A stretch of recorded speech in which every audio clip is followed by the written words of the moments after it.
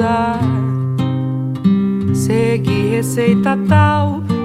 Olá, minhas alunas, tudo bem com vocês? Nessa semana começa a série do canal da professora Mulheres na História, onde contamos a história dessas mulheres e sua importância para a história. Bom, lembrando que durante muito tempo na história, os homens que contaram a história deles a partir do seu ponto de vista, minimizando ou silenciando o papel das mulheres nessa história. Observe essa imagem, as mulheres que marcham para Versalhes. Nessa imagem, as mulheres reivindicavam que o rei Luís XVI escutasse suas reivindicações. A população estava passando fome, as mulheres não estavam vendendo o seu pão, então elas foram lá reivindicar o seu direito à participação política e com isso conseguiram fazer com que o rei se mudasse de Versalhes para Paris, onde foi um momento muito importante e que essas mulheres tiveram uma participação política essencial. Bom, então vamos lá, vamos conhecer um pouco mais da história dessas mulheres na Revolução Francesa. Vamos embarcar comigo nessa história? Vamos lá? A participação das mulheres. A Revolução Francesa tinha por objetivo libertar os franceses dos privilégios concedidos ao clero e aos nobres e das discriminações do antigo regime. No entanto, um grupo ficou de fora dessas promessas: as mulheres. Porém, diferente do que é comum se pensar, a Revolução Francesa teve as mulheres como principal aliadas, como vimos na Marcha para Versalhes. Nesse caso, a Revolução teve mais personagens femininos do que apenas Maria Antonieta, que era a rainha, mulher do Luís XVI, e de Charlotte Corday, que matou Marat. Desse modo, a participação das mulheres foi estrutural para a Revolução Francesa, sobretudo organizadas em clubes femininos, reivindicando e denunciando as desigualdades entre homens e mulheres na política e na sociedade. Muitas mulheres participaram, das trabalhadoras, as mulheres também que tinham um papel importante como escritoras, dramaturgas, e a gente vai conhecer um pouco então Olympe de Gouges, a sua importância como uma mulher que participava da política, escrevia e que não deixava que os homens passassem por cima dos seus ideais. Olympe era uma vanguardista. Na Paris de Maria Antonieta e Luís XVI, ela defendia a emancipação das mulheres, a instituição do divórcio e o fim da escravatura. À frente de um grupo de teatro formado apenas por mulheres, Olympe debatia suas ideias nas peças que escrevia, em panfletos e até em cartazes que mandava colar pela cidade. Então era uma mulher ativa, que mostrava seus ideais através de seus escritos. Durante todo o antigo regime, as mulheres foram consideradas incapazes, moral e intelectualmente, e por isso eles justificavam os homens que elas deveriam viver sob a tutela deles. Muitas mulheres, então, começaram a reivindicar seus direitos civis, a cidadania, a igualdade política e o direito ao divórcio.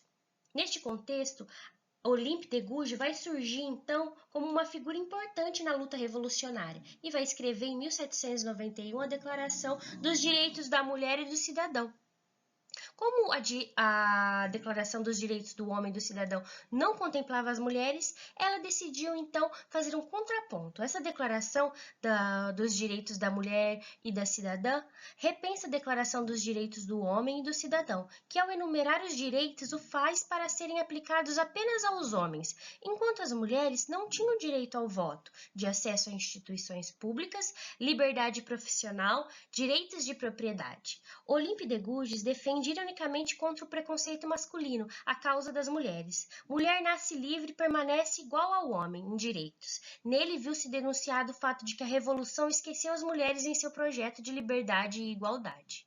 Vamos observar, então, esse é um fragmento retirado do livro, do quadrinho Olympe de Gouges, e é onde, em um dos seus artigos, ela diz: a mulher nasce livre e é igual ao homem perante a lei. As distinções sociais só podem fundar-se na utilidade comum, na igualdade, isso quer dizer.